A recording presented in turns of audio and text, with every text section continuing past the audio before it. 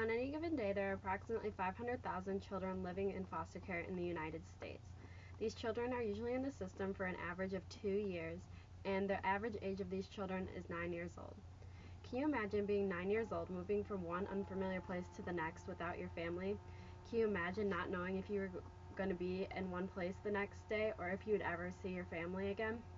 Unfortunately, too many children know what it's like to be a part of the foster care system. While I have been blessed to have never been put in foster care or have had to deal with it, I have some friends who have been in the system, and they have told me how hard it was and how lonely it was and how it affected the rest of their lives.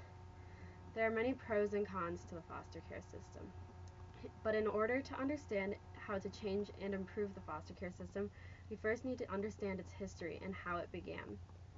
In 1853, Charles Loring Brace founded the New York City's Children's Aid Society, which helped children who have been orphaned or abandoned by their parents. Brace is considered to be the father of the modern-day idea of foster care. During this time period, the streets of major metropolitan cities on the East Coast were becoming crowded with thousands of homeless and abandoned children. His society, which was referred to as NYCAS, headed up these things called orphan trains, which transported the children from these crowded metropolitan cities on the East Coast to smaller Midwestern cities. These orphan trains ran for the next 75 years until just before the Great Depression. During the 1970s, officials began to campaign for better treatment of minorities in the foster care system, especially those of Native American descent and those of African American descent. Going back to its earliest roots, the foster care system has always favored white children of European descent. Such children have always been first and sometimes the only group of children to be placed into the foster care system. When minority children were placed into it at all, it was usually in non-minority homes.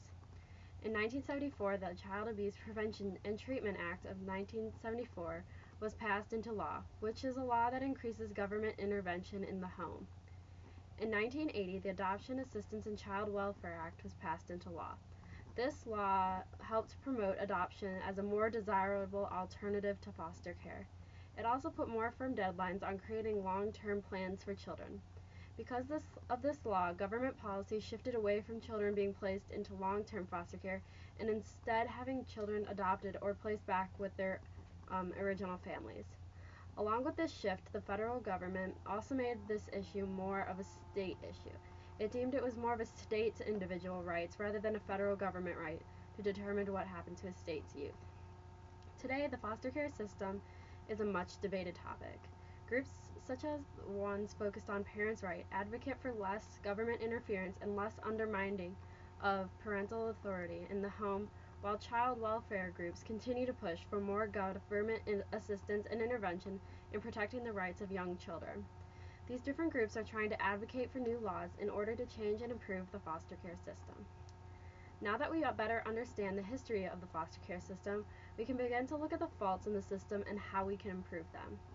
There are really three main issues that I have continuously come across in my research on the foster care system. Obviously, just like with any other organization, there's way more than 3 problems.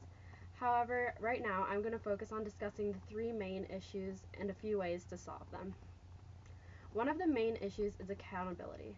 Foster parents and social workers need to be held more accountable for their actions. Many children in foster care are physically, sexually, and emotionally abused by their foster families, or they had been previously abused. Under the 1993 amendment to Child Abuse Prevention and Treatment Act, states are required to create an external review board to evaluate foster care policies, which would catch abuse at earlier stages. And it would be caught by an outside party, therefore there wouldn't be any potential for a cover-up. In order to improve accountability, states should strengthen public oversight, therefore they would be more accountable with the public knowledge.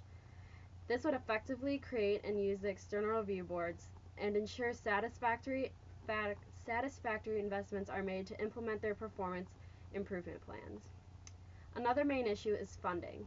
Many improvements and programs cannot be created or improved because there isn't enough money to fund them. As of right now, the funding for foster care comes from many different sources, each with its own limitations and restrictions on how the money can be used.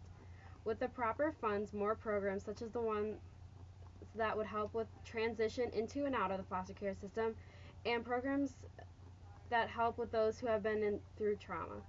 In order to get more funds and effectively use the funds that they already have, the federal government should extend the flexibility and the reach of federal foster care funds by reauthorizing and expanding the number of waivers available to the states and revising outdated eligibility requirements. Ultimately, these funds would benefit the children and help make the system a better place.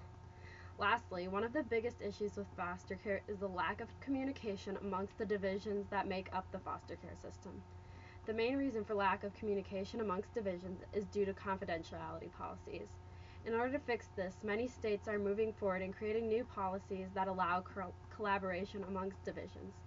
These improvements are made, more information can be if these improvements are made, more information can be shared amongst divisions, which would allow an easier and more comprehensive way to assist children and their families. Another reason why the communication is important is because it allows for detection of abuse more rapidly and efficiently. According to Prison Bookings, failing to identify and offer treatment and services to family affected by substance abuse or domestic violence can lead to children staying longer in foster care. For example, one study found that courts identified a lack of appropriate services, specifically substance abuse treatment, as a barrier to making prompt permanency decisions. Moreover, left unidentified and untreated, chronic family problems such as substance abuse and domestic violence are likely to reemerge after a child is put back into their house. With policies in place allowing information sharing like these, like putting children back into abusive homes, could be avoided.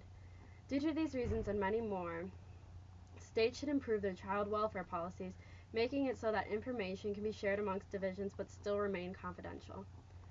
Foster care not only needs to be reformed for those who are currently in it, but it also needs to be reformed for all future children who will have to be a part of the system.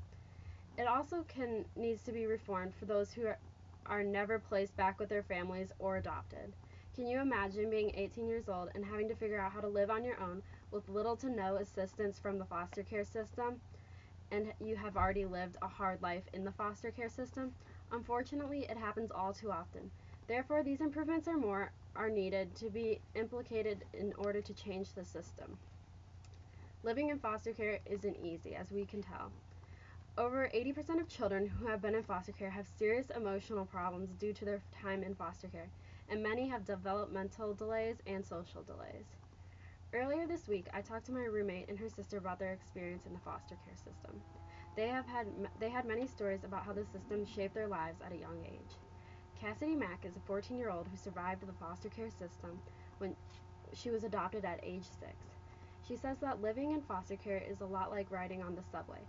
People come and go fast, faces blend, and eventually everybody gets off.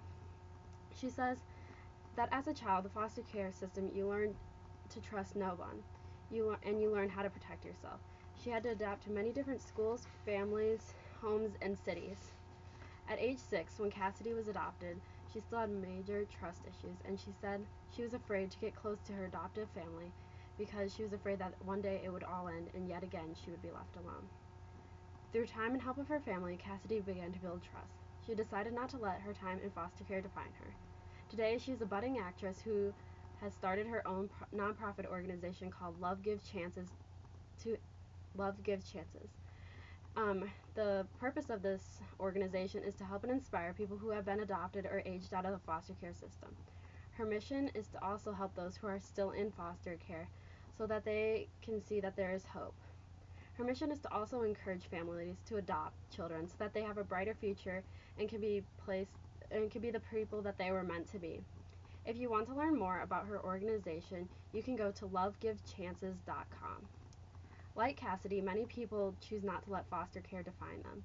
Unfortunately, some people aren't that lucky. Many people stay in the foster care system until age 18. At 18, many kids are kicked out of the system and left to fend with themselves, with little to no transition or assistance to help them live on their own. Foster care has evolved over time, but it still has a way to go before it is a completely effective system that ultimately benefits the children who have to be in the system. The foster care system is in place to help children who can't help themselves when things go wrong at home. With proper changes in funding, the system can become what it was meant to be, a safe place for children to be.